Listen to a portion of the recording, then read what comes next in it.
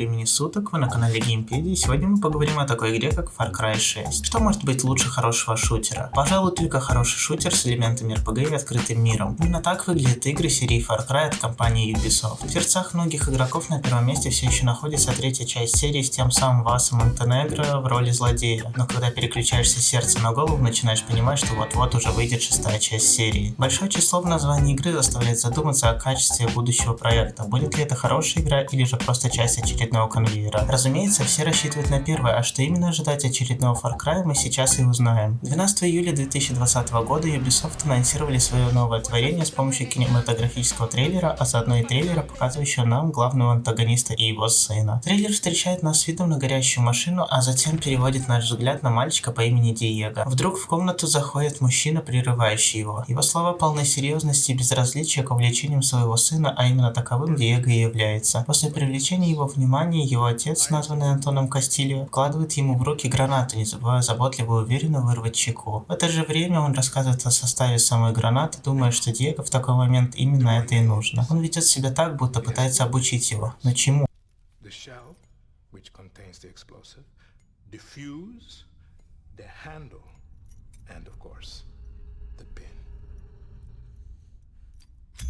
What are you doing? Breathe, Diego. Breathe. The pin simply holds the handle in place. It is only when you let go that this grenade goes boom.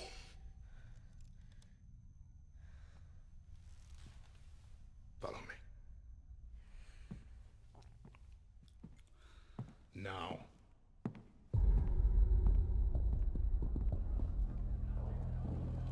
Антон является главой острова Яра и говорит, что однажды именно Диего придется занять его место, а таким образом он как бы учит его уверенности. На улицах Яра идет восстание, люди бунтуют, но Антон считает, что все это из-за самих людей, считая себя идеалом, даже упоминая то, что у людей слишком много свободы. Хотя о какой свободе может идти речь, когда во главе острова находится закоренелый диктатор? Антон абсолютно серьезно считает, что своими действиями спасает и защищает людей, хотя и говорит, что люди возненавидят Диего, если он будет таким же, как и сам Антон Кастильо. Разве люди бы не стали восставать и начинать революцию от хорошей спокойной жизни? Похоже, Антону этого не понять. Не забываем о том, что Диего все это время ходит с гранатой без щеки и половину слов отца пропускает мимо ушей, что явно не слишком волнует Антона, ровно как и тот момент, когда Диего споткнулся и чуть не отпустил гранату. Чтобы показать всю серьезность ситуации, нам демонстрируют крушение статуи, город в дыму, причем это происходит под постоянные крики толпы. Антон пытается в момент захватить сына на свою сторону с помощью обычных манипуляций, одной из которых является и сама граната, на обратной стороне которой все время красовалась надпись «Смерть Кастильо». Только вот дело в том, что граната посвящалась Антону, но тот использовал такое совпадение для завлечения Диего. Тем временем на улицах вовсю идет восстание. Видимо, оно идет постоянно 24/7 безостановочно. Везде летают коктейли Молотова, защитные силы в виде полиции или же армии пытаются отбиваться от них щитами, попутно захватывая заложников, дабы остановить все это хотя бы ненадолго. Но они явно понимают, что это не закончится.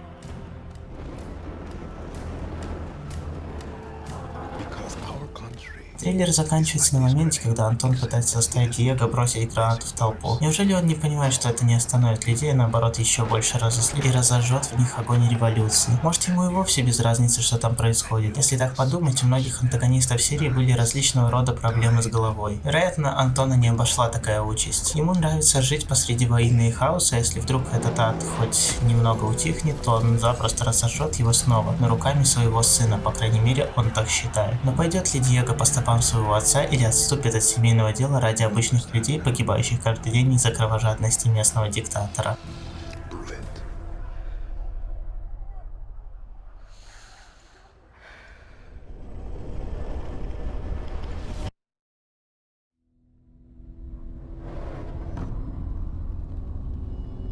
После долгого затишья, длиной практически в целый год, Ubisoft наконец решили представить нам геймплейный трейлер игры. Наступило это 28 мая 2021 года, а приятным дополнением к этому стал трейлер представления нашего игрового персонажа. Геймплейный трейлер встречает нас достаточно бодрыми сценами езды на лошади и стрельбы из пулемета. Это было показано всего за секунду трейлера, а уже успело заинтриговать. Почему? Похоже, в игре можно будет передвигаться на лошади, в предыдущих частях такое не встречалось. В кадре с пулеметом можно заметить, что что персонаж стреляет не просто по воде, а по быстро приближающемуся крокодилу или же аллигатору. Это уже позволяет примерно представить, кто будет обитать на острове. После быстрого вступления перед основной частью трейлера показан диалог между персонажами. Вероятно, это просто сцена из самой же игры, которую мы скоро сможем увидеть не только в трейлере. Закадровый голос рассказывает нам про организацию, членом которой является Дани, то есть наш персонаж. Членами этой самой организации являются повстанцы, посвящающие ей всю свою дальнейшую жизнь. Все, что они делают, так или иначе связано с повстанческой деятельностью, а личной жизни вне этого можно просто забыть.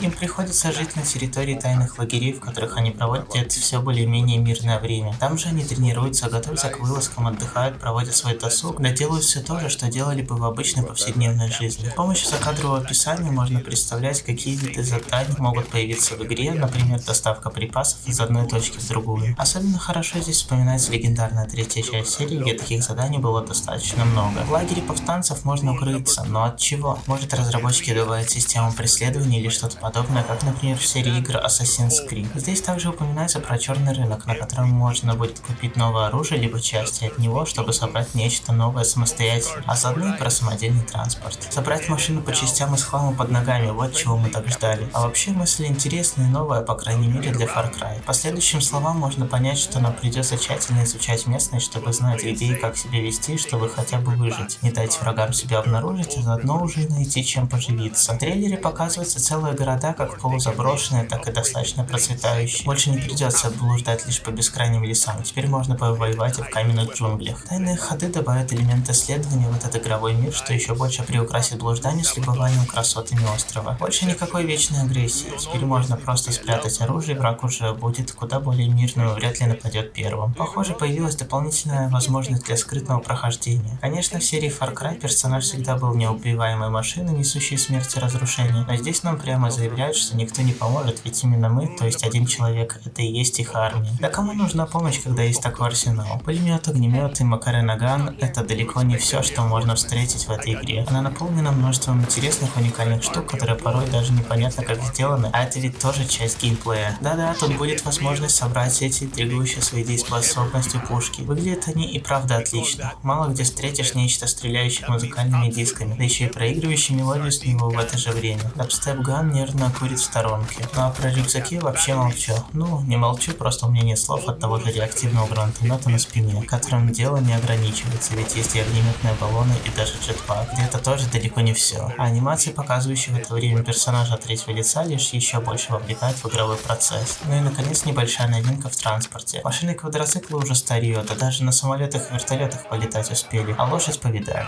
Да, возможность интересная, но это не сравнится с более чем боеспособным танком. Знать бы, как он там будет разъезжать, но уже хочется опробовать его в деле.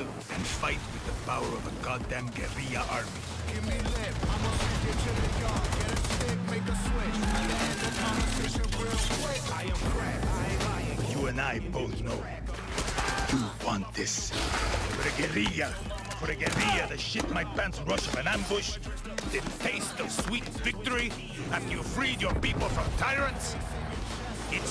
Последним, что нам показали здесь, это соратник, который будет помогать нам в трудную минуту. В пятой части серии таких было довольно много, среди них были и медведи, и ракетометчики, и даже поддержка с воздуха на вертолете. Но здесь разработчики снова решили, что чего-то не хватает, и добавили собаку. Верный друг и товарищ, способный помочь в любую минуту, скажете вы, пока не увидите то, что Ubisoft преподнесли нам. Что было в их головах, когда они добавляли в игру подобную собаку, которую, кстати, зовут Чуризо. Не будем надолго останавливаться на размышлениях, ведь у нас есть еще и трейлер, посвященный отдельно Дани, вышедший тогда же. С самого начала мы видим очень активно проходящий трейлер, который не позволяет даже на секунду оторваться, ведь тогда возникает ощущение, что мы упустили что-то очень важное. Дани Рохас, так зовут нашего персонажа, является девушкой-протагонистом, причем первой таковой во всей серии. Насколько на данный момент известно, у нас будет возможность выбора персонажа, а также его кастомизации, но если брать в расчет именно каноничного персонажа, то нам представлен именно он, вернее она. Дани стала сиротой после того, как Антон Кастильо отдал приказ убить людей, среди которых были ее родители. После чего полной мести Дани решается на отчаянный безумный поступок — свержение Эль Президенто. Несмотря на то, что она является местной армией, и вот он пример, что один в поле не просто воин, все равно ей нужны надежные соратники, на которых можно будет положиться, и именно этим она и займется как в трейлере, так и в самой игре.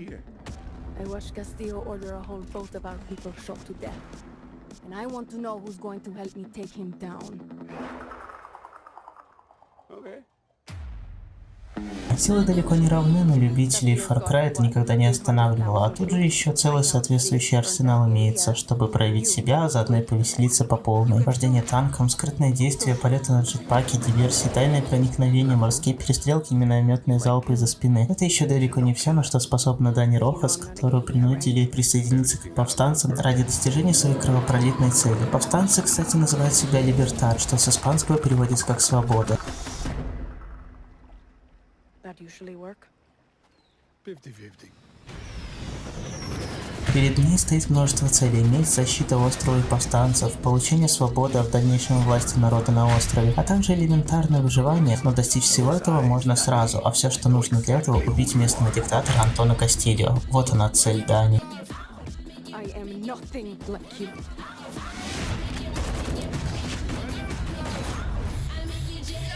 И спустя всего 2 недели, а именно 12 июня того же 2021 года, нам демонстрируют подобную историю персонажа, но на этот раз им является уже наша цель, то есть тот самый Антон Кастильо. В самом начале мы видим ситуацию, когда местный народ пытается укрыться и сбежать на корабле от Антона, среди них присутствует и Дани Рохас. Можно понять, что места на корабле не так уж и много, а попасть на него можно только по специальным билетам, которые являются крайне ценными. Going anywhere anymore. Come on, Michael. Let them on. Vamos. Good man.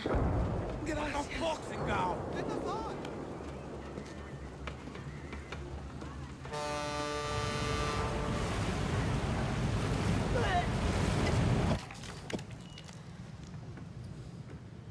Gracias. Don't worry about it, chamaco. Here. It's all I've got.